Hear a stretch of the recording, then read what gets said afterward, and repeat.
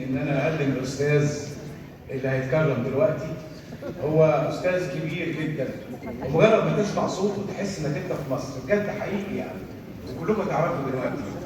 هو حب المسرح واداله مجهود كبير قوي وضحى كتير قوي في المسرح. احنا لما كنا في الجامعه في الثمانينات لما نسمع ان في عرض الاستاذ لازم كلنا نروح، مجموعه كبيره تخش تحط 30 واحد من كل المسارح بتاعت الجامعه.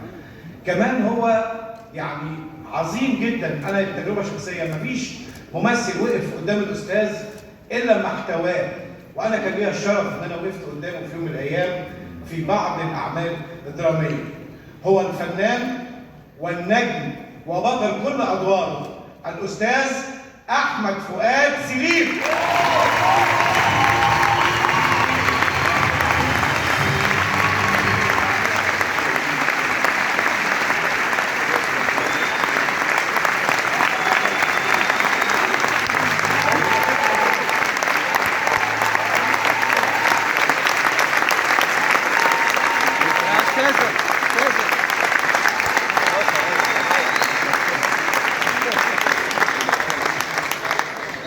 جوابات عند حبيبي، والله لو جه الملك بتاعكم نفسه ما يقدر يعمل حاجه.